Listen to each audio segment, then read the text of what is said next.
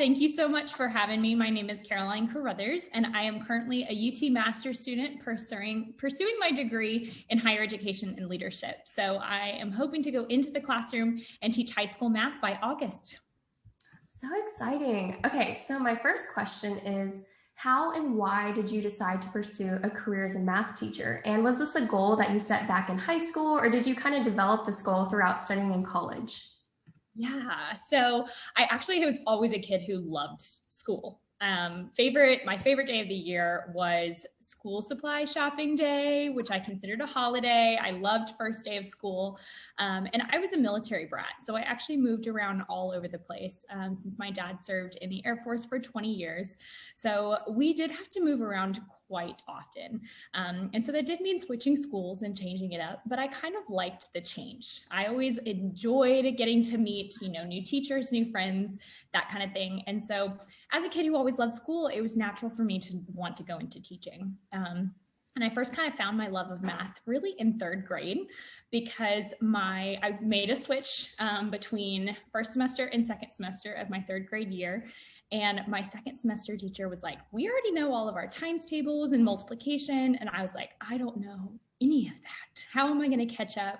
I don't have them memorized. I don't know the tricks and tips and all of that for doing that. And she worked really, really well with me.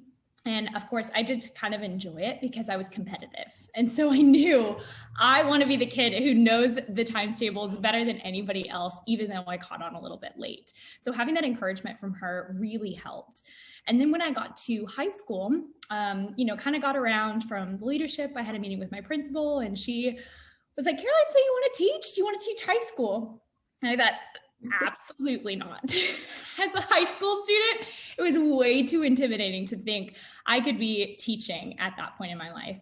But after reflecting back on it and spending a couple years in college, I realized actually high school is exactly where I want to be. High school students are so impressionable in the sense that math can really make or break their experience and what they want to do in going to college or career because numbers are all around us. So that's kind of what ultimately drove me to saying, okay, yeah, I think I want to go high school. So have really enjoyed that and looking forward to seeing what the future brings. For people who don't know, Caroline served as Miss Texas in 2016 and has a huge passion for encouraging students to embrace math. So my question is, why do you think many students find math to be really discouraging, and what mindset changes to turn a frustrating experience into a positive one of growth and learning? Absolutely. I mean, I had experienced this challenge as well. Overcoming that challenge in third grade to understand and memorize the times tables was kind of my big challenge and my shift in mindset when it came to math. The challenge can be difficult, and that is when typically students encounter that challenge. They either say, I'm going to overcome this, and they've got the people and the structure and the support to do that, or they give up and say, I'm not a numbers person. And immediately they fall into that fixed mindset of I can't, I won't, and I don't plan on growing. And so that's what I really want to encourage students to do is just be able to say, hey, just because you've got that challenge in front of you doesn't mean you can't do something. No matter what it is, whether it's math and numbers, whether it's something completely external, whether it's an extracurricular activity.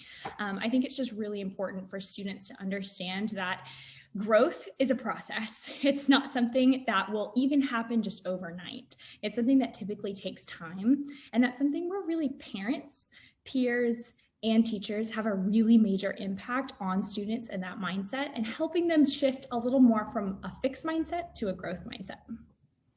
Yeah, awesome. I realize this next question you've actually kind of already answered, but I'll ask it again. So growing up, was math a subject that came naturally to you, or did you struggle quite a bit? And if you struggled, how did you overcome your obstacles and improve your math skills?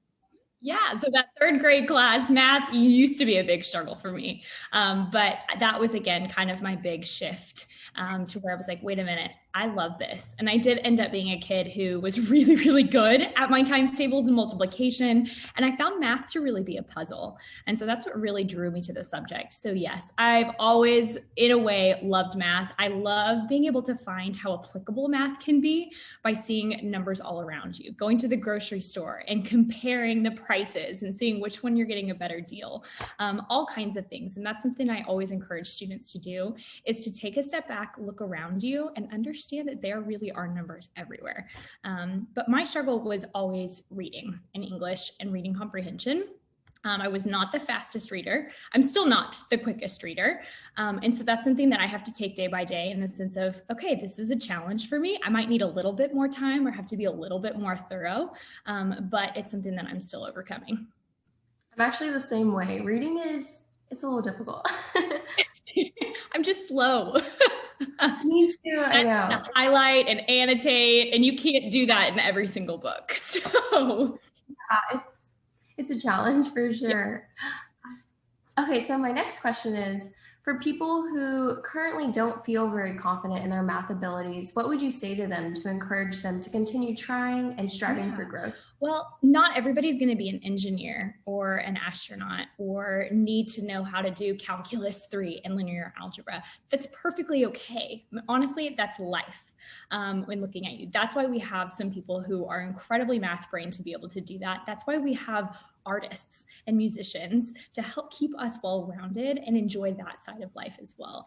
So, I look at it and saying, keep everything into perspective. Whether you're in a high school math class and you're like, this is just a requirement and I have to do it. I have to get through it. Challenge yourself again to find those accountability partners like your peers, your teachers, your parents, someone that's really going to encourage you just to continue on. If you're having that roadblock, it's okay. That is going to be part of the challenge. By you being able to go and search for that answer, whether that's Googling, looking at YouTube, on how to solve the problem and thoroughly understand it, not just getting the answer, but working through the challenge of the problem, you're going to be so much more successful in the future. I always refer back to homework. So often math teachers give us lots of homework. They're really known for that. And teachers and students are always just so concerned about finding the answer being the most important thing, because that's what's going to get me the check mark, the 100, and that participation grade. When in reality, then when you turn around and you go to the test, that's much bigger of a challenge, and you're not going to thoroughly remember how to do that. Now, if you remember looking at that problem and saying, okay, how in the world do I solve for X? By you working through it, going back through your notes, looking through video lectures, by you searching for that answer, that journey is going to be so much more memorable, to where then when you're approached with that problem in the future, you're going to be way more likely to solve it. Definitely. My next question is, what has been your biggest takeaway from your studies about leadership, and what have you learned about yourself as a leader? Knowing when and where to listen. I think, when we hear the word leadership, we're so often confronted and we always think, okay, the person in front, the person making the decisions. And I think it's really important. My negotiation style, just my leadership style in general, is to be very accommodating. And I'm approached with that on a fairly regular basis to say, okay, yes, I can make a decision, or I'm in charge of the group, but I need to make the decision by a certain deadline, but understanding that this decision is going to impact multiple people. So doing my research, asking those questions, and listening is going to be one of the biggest takeaways. So I think, again, it's kind of flipped from what most people think of leadership, but I do think it's incredibly important. Absolutely. I completely agree. Okay, so this next question is a little bit of a throwback. So how has your experience serving as Miss Texas helped you pursue your educational goals? Yeah, so when I was at first, it used to be called platform, but now it's called social impact statement. But what I really wanted to focus on was something that was going to fit into my everyday life, because yes, I was competing for Miss Texas, but Miss Texas was just a very small chapter of what I was going to do with the rest of my life and my job, my career, everything. And so what I found to be really important was not just picking something that the judges would like, but finding something, again, that fit into my passion and fit into my career goals, which was, of course, math education. And so my platform was called With Math, I Can, and it was actually an Amazon initiative partnered with Amazon Education. I got to work really closely with that team. There were about 4 to 5 former teachers that all came together and said, we need more resources for a growth mindset when it comes to math. And so whenever we connected, it was a match made in heaven. It was perfect. And it was so wonderful in how they supported me. They sent me tons of resources to be able to share with students when I was in the classroom and I was doing school presentations, getting to talk to students about the difference between a fixed mindset and a growth mindset and to help overcome that. One of my favorite memories was actually a parent of a student that I did a presentation for. And she found me on Facebook and she sent me a message and said, "Caroline, because of you, my daughter now wants to be a mathematician." And I thought, oh my gosh, okay, I'm in the right place at the right time. And how amazing that just my 10-20-minute presentation had such an impact on her life. I knew for a fact I was in the right place becoming a math teacher. Wow, that's so incredible. Okay, so my next question is, what has been your greatest challenge throughout your educational experience, and how did you overcome this challenge? Yeah, taking me back to earlier when I had mentioned that I was a military kid. And so we moved around quite often. And while I really enjoyed that change, the change was definitely hard. And one of the biggest takeaways from that, switching schools, new teachers, new curriculum every single year, was really how to be flexible and to adapt. And that is one of the most beneficial things that I've taken away, because you're confronted with change again on a regular basis. With the global pandemic, with COVID, we've all had to learn how to embrace change in our jobs, in school, in our everyday lives. And so again, being able to look at change differently and say, this isn't going to be a negative thing, or if it is negative, it's not going to stay negative for long. I'm such a solution-oriented person, so I'm always thinking, okay, change is right in front of me. What are we going to do? How are we going to fix it? How are we going to make it better? And that's definitely been one of my biggest takeaways. That's so awesome. Okay, so what are you most excited about in your future career as a math teacher? Yeah, it's so funny that you asked this, because I just finished my field experience for my teaching certification last week at my alma mater, Reagan High School in San Antonio. And I felt more motivated, more excited than ever to get in the classroom. At first, I was like, I don't know, again, with COVID and online classrooms, and it was hybrid. There were a few students in, mostly online. And every teacher I got to shadow and work with was like, Caroline, this is not normally how I teach. This is not what it normally looks like. And I said, I don't care. I still love it. And again, just knowing that, okay, my heart's going to be in the right place at the right time, and understanding that we're going to help these students work through this. And I know for a fact that I'm going to have so many students in my classroom walk in the first day and say, Miss Caroline, I don't want to do math. I'm not good at math. Don't make me do this. And I see that as a challenge.